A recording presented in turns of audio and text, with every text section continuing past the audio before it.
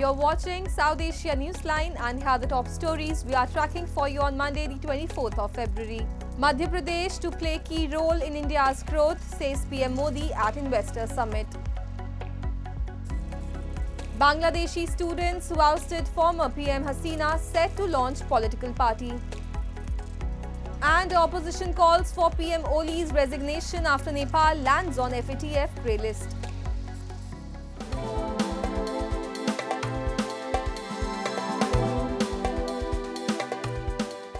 And now for all the details. In a major push for investment and development, Prime Minister Narendra Modi has reaffirmed the world's confidence in India as he addressed the Madhya Pradesh Global Investor Summit 2025 in Bhopal. Take a look. Indian Prime Minister Narendra Modi said the world is optimistic about India's future as he addressed the Madhya Pradesh Global Investors Summit 2025 in Bhopal on Monday. He emphasized that in a developed India, three key sectors, textile, tourism, and technology, will play a crucial role. Modi stated that the government is not only promoting traditional skills in these sectors, but is also focusing on emerging fields such as agro-textiles, geotextiles, and medical textiles. Highlighting India's growing global stature and Madhya Pradesh's immense investment potential, PM Modi called this the best time to invest in the state, citing its rich mineral resources and strong infrastructure. साथियों, भारत के इतिहास में ऐसा अवसर पहली बार आया है जब पूरी दुनिया भारत के लिए इतनी ऑप्टिमिस्टिक है। पूरी दुनिया में चाहे सामान्य जन हो, अर्थनीति के एक्सपर्ट हो, विभिन्न देश हो या फिर इंस्टीट्यूशन, सभी को भारत से बहुत आशाएं हैं। Echoing the Prime Minister's message, Madhya Pradesh Chief Minister Mohan Yadav emphasized the state's vast development and investment opportunities. He reiterated that Madhya Pradesh is committed to playing a major role in achieving PM Modi's vision of Viksit Bharat by 2047. The Chief Minister also revealed that the state government aims to double Madhya Pradesh's economy within the next 5 years. The GIS 2025 summit is expected to accelerate Madhya Pradesh's economic growth by attracting key investments and fostering global partnerships. With the participation of top industrialists, diplomatic representatives, and international trade organizations, the event aims to position Madhya Pradesh as a major investment hub in India. प्रधानमंत्री जी के नेतृत्व में भारत को 2047 तक विकसित भारत बनाने का संकल्प भारतवासियों ने लिया है। हमारा लक्ष्य देश को $35 ट्रिलियन की अर्थव्यवस्था बनाना है। ऐसे में विकसित भारत के इस लक्ष्य को प्राप्त करने के लिए विकसित मध्य प्रदेश समस्त प्रदेशवासियों के साथ अपना महत्वपूर्ण योगदान करने के लिए प्रतिबद्ध है। Your administration's focus on an ease of doing business and an infrastructure development has made Madhya Pradesh one of India's most investment-ready state. The projected GSDP of over rupees 15 lakhs crore in FY25 is a testament to our pro-business vision and a commitment to growth. Milestone man Virat Kohli anchored a tricky chase with an unbeaten century as India moved closer to the Champions Trophy semi-finals with a 6-wicket victory over arch rivals Pakistan in a high-intensity Group A match on Sunday.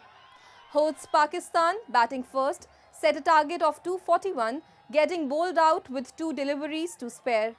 India, registering their second successive victory, comfortably chased down the 242-run target in just 42.3 overs, with Kohli remaining unbeaten on 100. While Indian fans celebrated their team's dominant win, Pakistan's national cricket team faced sharp criticism from supporters. Many fans slammed Pakistan's poor fielding, urging the team to focus on improvement, hard work and discipline. Some also attributed the defeat to a lack of skills, effort and fitness. With this loss, Pakistan's title defense now hangs by a thread. Their semi-final qualification remains a theoretical possibility, entirely dependent on favorable results in other matches. हमारी team से हमें बहुत ज़्यादा उम्मीद थी कि हमारी team अच्छा खेलेगी। मेरा जो माइंडसेट था कि हमारी टीम एटलीस्ट 315 को टच करेगी, बट हमारी टीम ने तो 250 को भी टच नहीं किया। एटलीस्ट हमारी टीम हारी है तो कम से कम वो कोहली की सेंचुरी ना होने देते। वो बॉलिंग इतनी अच्छी करते कि अगर वो बैटिंग में अच्छे नहीं थे तो बॉलिंग के थ्रू मैच फिर भी बचाया जा सकता था। तो मेरी चेयरमैन पीसीबी से ये रिक्वेस्ट है कि पुराने लोगों को पीछे करें और नए चेहरे सामने लेके आएँ ताकि हमारे मैच में कुछ बेहतरी आ सके। इस बार फील्डिंग में भी इतनी बुरी परफॉर्मेंस थी। मैं कहता हूँ कि इनको दोबारा तरबियत देनी चाहिए और जो इन्होंने लोगों के जज्बात के साथ खेला है उसकी अकाउंटेबिलिटी होनी चाहिए। In a striking statement, MQM Supremo Altaf Hussain has put the onus on Pakistan's military to resolve the Baloch conflict. Launching his book on Balochistan's history, he said the military must listen to people's demands. A report. MQM Supremo Altaf Hussain has called on Pakistan's military establishment to engage with the Baloch people on their own terms, urging the military to listen to their demands.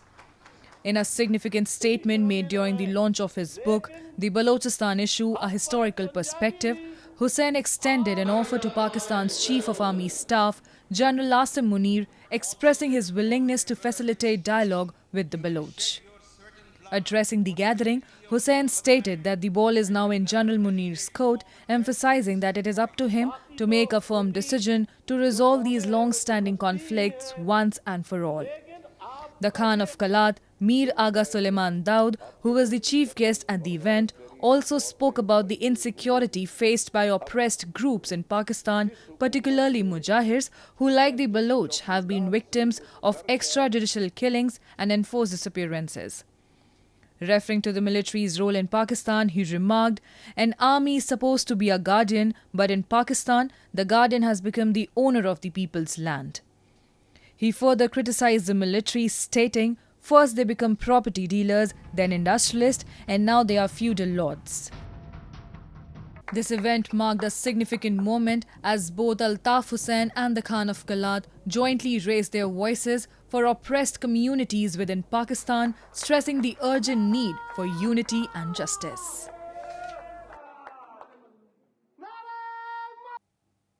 This past weekend, US President Donald Trump once again called for the retrieval of military equipment left behind in Afghanistan, stating that doing so would ensure the continuation of aid to the country.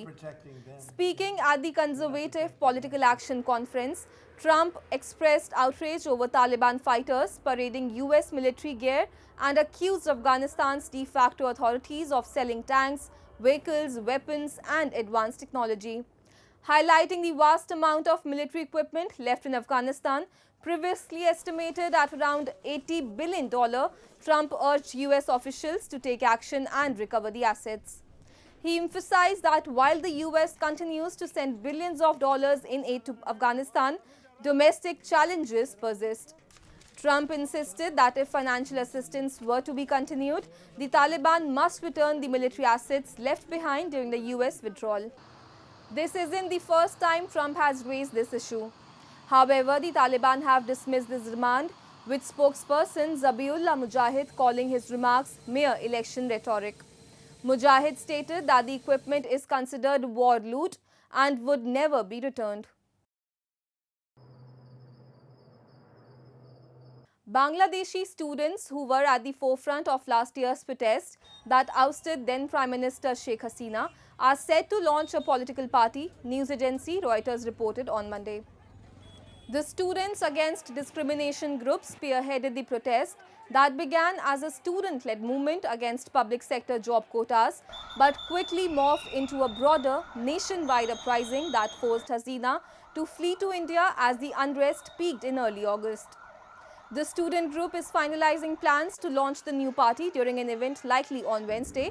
The media reports said, citing sources, and added Nahid Islam, a student leader and advisor to the interim government that took charge of Bangladesh after Hasina's exit, is expected to lead the party as convener.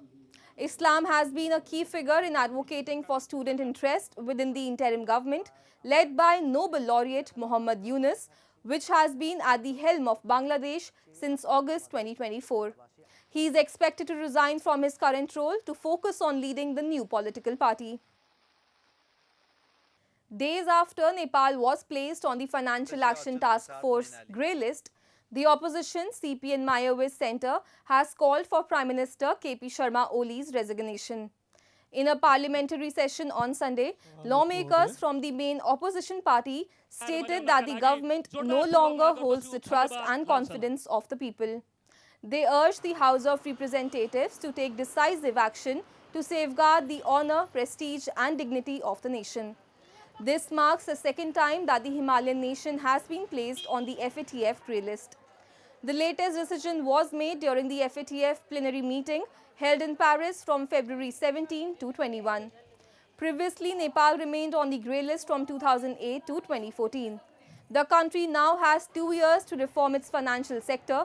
Failure to do so could lead to its inclusion in the FATF blacklist, which would result in stricter international transaction restrictions and sanctions.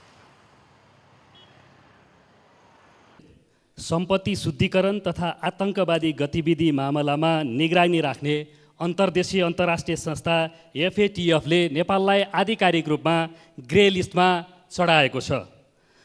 सरकारको अकर्मण्यता, वित्तीय क्षेत्रमा सुधार गर्ने अठोटको अभाव र सुशासनप्रतिको उपेक्षाका कारण नेपाल अन्ततः यो लज्जाजनक अवस्थामा पुगेको छ। म यसका प्रति खेद व्यक्त गर्न चाहन्छु, निन्दा व्यक्त गर्न चाहन्छु र यो घटनाक्रमले सरकार सुशासनका पक्षमा छैन र सरकार सम्पूर्ण रूपमा असफल भएको संकेतका रूपमा हामीले लिनुपर्दछ र सरकारले नैतिक रूपमा आफ्नो मार्ग प्रशस्त गर्नुपर्छ भनेर सम्माननीय सभामुख मार्फत म ध्यान आकर्षण गराउन चाहन्छु। Uttarakhand is setting new benchmarks in education, ensuring that learning reaches every corner of society. From residential hostels for underprivileged children to modern PM Shri schools and skill-based education programs, the state is transforming lives. With innovative initiatives and strong government support, Uttarakhand is not just educating its youth, but empowering them for a brighter future. Let's take a closer look. Known for its breathtaking landscapes and rich cultural heritage, Uttarakhand continues to make the nation proud, reaching new heights across various sectors, especially education. The state and central government's initiatives are not only modernizing education, but also emphasizing skill development among students. For instance, the Netaji Subhas Chandra Bose residential hostel, established by the Uttarakhand government, and the Kasturba Gandhi Balika Vidyalaya, run by the central government, are providing underprivileged children with a platform to integrate into the mainstream.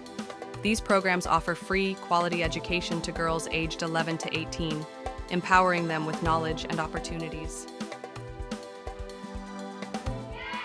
मुझे आज तक hostel में किसी भी चीज़ की कमी नहीं हुई है, ना खाने में ना कपड़ों में, हर चीज़ की मुझे फैसिलिटी मिलती है यहाँ। हमारा संकल्प है ऐसे प्रदेश के अंदर जो हमारे अन्य छात्रावास ऐसे संचालित हो रहे हैं, उन सभी में अच्छी सुविधाएं मिले, बच्चों को आगे बढ़ने का अवसर मिले।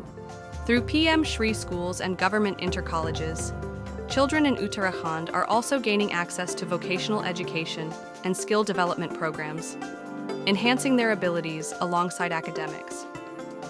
Currently, 531 such schools are focused on skill-based education, with 272 more set to launch soon. Additionally, Rajiv Gandhi Navodaya Vidyalayas in the state are providing quality education and laying a strong foundation for students' bright futures. These schools boast excellent infrastructure and modern teaching facilities, ensuring a well-rounded learning experience. TV वगैरह और projector के द्वारा पढ़ाया जाता है, तो हमें उसे पढ़ने में समझ में भी आता है और हमें अच्छा लगता है पढ़ने में। Uttarakhand has demonstrated that with the right policies and strong determination, transformative changes in education are possible. That's all in tonight's edition. We will see you same time tomorrow. Good night.